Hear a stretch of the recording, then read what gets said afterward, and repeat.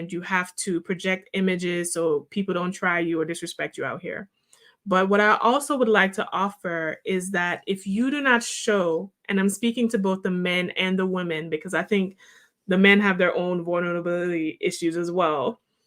If you do not show vulnerability in instances, especially when you are not feeling the best, then you lose the opportunity for others to show you compassion and to give you the emotional nutrition that you're seeking.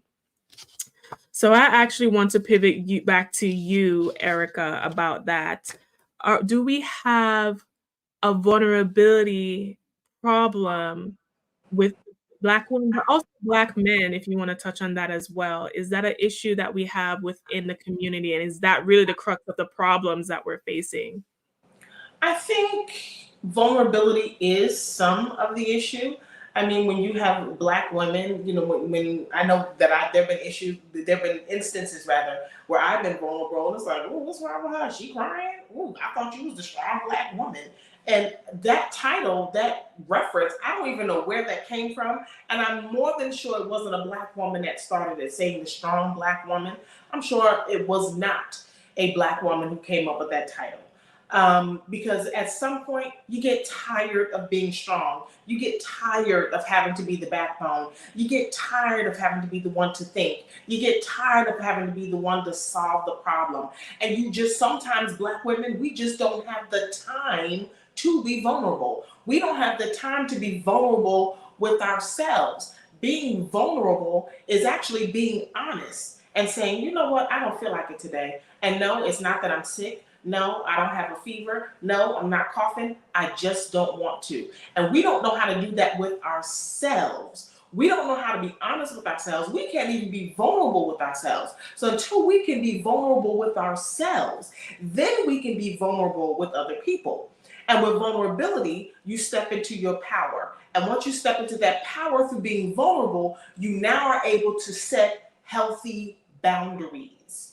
And that's where the give and the take. But you have to start that with yourself. I am a huge advocate for being self-aware and self-knowledge, because you cannot, sometimes we're projecting the issues onto ourselves. We are our own problem. So I'm always an advocate for no. Start with you. When you start with you, you heal you, you fix you, then you can start attracting the right people that are supposed to be near you or good for you. So yeah, vulnerability, step into your power, creating boundaries. That is my tribe trio. Vulnerable, power, boundaries, my tribe trio. Yes, I love that. That's probably going to be in the next book, girl. If you are joining us, we are Fly Nubian Money. We are here Monday through Friday, 1 p.m. Eastern Standard Time. Be sure to subscribe to us by hitting that like and subscribe button, but also to texting the word Queens, that is QUEENS, to 87948. I'm Athena, and I'm joined with your co-queens today, Linda Husser and Erica Lewis, and we are discussing Black women and femininity. Now, I want to pivot the conversation to the money, okay? to the bag, okay? So I want to discuss this with you ladies. So do the sprinkle girls have a point with dating a provider man? Are women saying that they want to rest in traditional roles so they don't have to take on all that masculine energy? I want to pivot this question to you first, Linda, about that. What are your thoughts on the sprinkle level up girls saying that, you know what? I'm fine with the gender roles. You be the provider man so I can rest in my femininity as a homemaker at home. I'm here for it. I'm here for you to go out and get what it is that makes you healthy, happy, and whole. If that means that you want someone to bring home the bacon and you fry it up, if that means that you want to be beautiful, because one thing that I have noticed about the sprinkle girls, they take their role very seriously. They are in shape. They look phenomenal because they understand what these men want.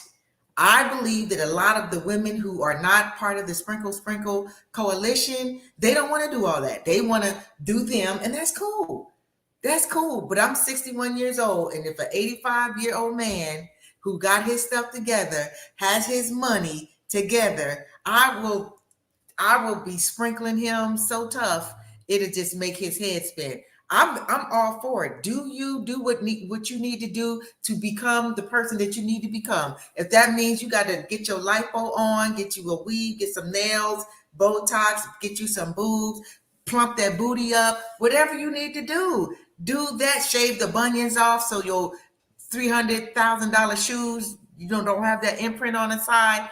Handle your business. I don't think there's anything wrong with that. And I would be lying if I said that somebody stepped to me who had their stuff together that I'd be like, well, you know what? I just love being this life coach. And listen, I would have to tell y'all, it's been real.